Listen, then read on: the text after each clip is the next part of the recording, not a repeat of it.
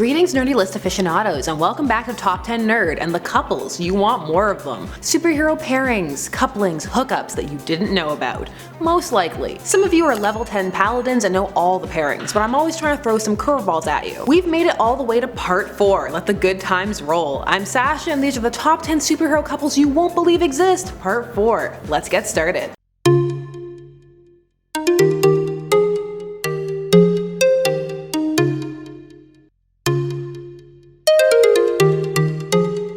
Number 10. Batman and Wonder Woman. So this one is at number 10 because, well, this pops up a decent amount and was even part of the DCAU, that being the DC animated universe, with Wonder Woman being a pretty aggressive go-getter about it. Most people in that canon remember that episode where Wonder Woman gets turned into a pig, and to change her back, Batman has to sing for Cersei, and he does. It's all very sweet. However, in comics, this has been flirted with as well. It's usually as an Elseworlds thing, but they were also together during the Obsidian Age saga, a post-crisis arc that now no longer counts, like so many things, so many universes reset. This one falls into a Man of Steel, Woman of Kleenex argument for some, saying that Batman would be too fragile. I mean, remember when she shoved him in Snyder's Justice League? Another series that was hinting hard at this. When people tend to pair Wonder Woman in the Trinity, it tends to be with Superman, but that will run into a backlash with some of being too obvious, where they felt that Batman and Diana is a more unique dynamic. Which do you prefer and why? Tell me down below. How do you feel about Wonderbat? Yes, I use the ship name. I'm that type of person. You know this by now. Number 9. Nightwing and the Huntress. Here we go. Post-crisis. So Helena Wayne has become Helena Bertinelli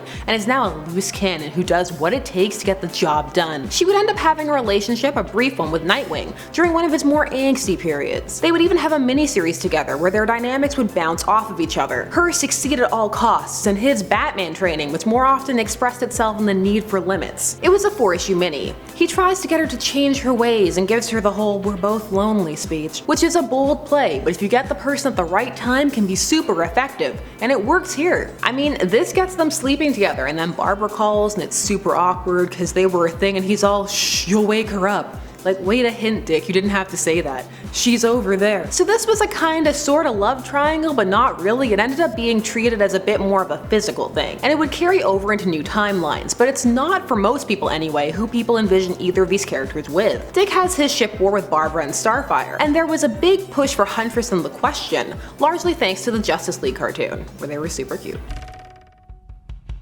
Maybe you're not looking in the right direction. You're the League's data guy, the conspiracy buff, right? Wildcat says you're a nut job. Funny, he says the same thing about you. He's right.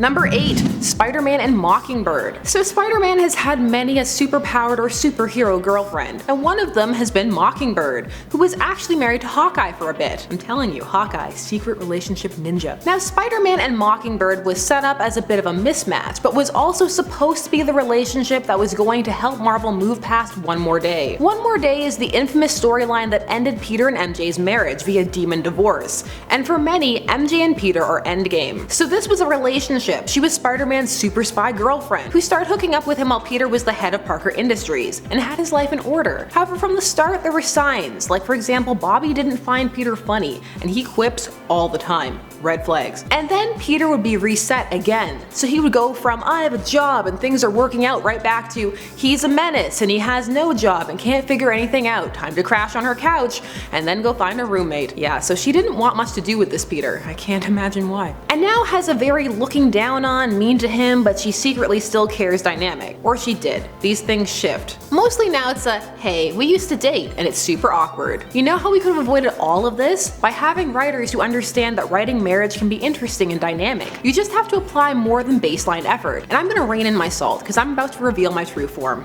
A little Star Trek joke for you. Number 7. Robin and Spoiler. So this Robin is again Tim Drake. So much Tim on these lists, and for younger fans I know it's like, Tim? So Tim Drake for a time had quite the relationship with Spoiler, Stephanie Brown. This was the persona she took on before her death and subsequent resurrection in War Games, where she was Robin, as her death was met with an immediate and intense backlash, especially because it could be read as largely being Batman's fault, and not for a good reason either. She would later become Batgirl, but while she was Spoiler, she was initially largely a foil for Robin. She was the daughter of the villain Cluemaster, who was largely a knockoff of the Riddler, and her and Robin had a teen pregnancy plot. and it was acclaimed. People really enjoyed these two together and felt it was a fresh and more mature look at a teen romance for the time. However, this would end after the whole Robin shenanigans where she was Robin. But they would still have a bit of a push and pull. We were together. It's too bad. It was a unique dynamic. This was who Tim was with when Jubilee was trying to hit on him, by the way. Fun fact. Number 6. Psylocke and Cyclops. So Cyclops has a thing for telepaths and also for cheating, apparently. This occurred in the 90s and was when she joined an ex-team that Cyclops was leading and found herself drawn to him and decided to seduce him. He didn't really object too much at first. He loves the psychic mindscape play stuff. So this was still cheaty,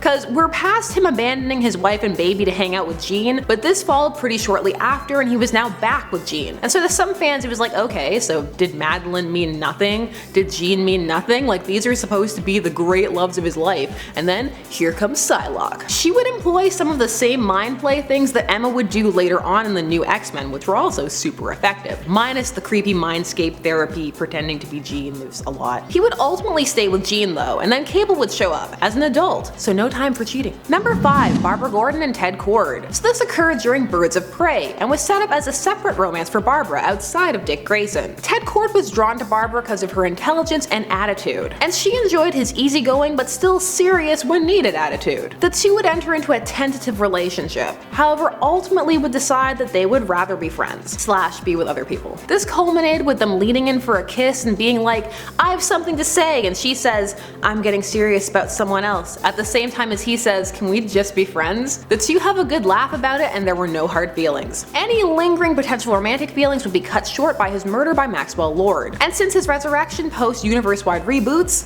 things have been different. Number 4. Captain America, Falcon, and Lady Thor. Listen, I need to specify when you have multiples running around at the same time. So you know what I'm talking about. Like some people get really mad when you call Lady Thor, and they're like, she's Thor. And I'm like, yes, but second Thor, and we have adjectives and descriptors for a reason. She's not even Thor anymore. There's just so much happening there. So this happened in all new, all different, and was, well, there was a battle and they're colleagues, and the dialogue after their kiss is really weird. Firstly, everyone is shocked, like they've never seen a kiss before. And then she's all, you certainly taste how I imagined Captain America would taste. And he goes, you taste like a goddess. What do both of those statements mean?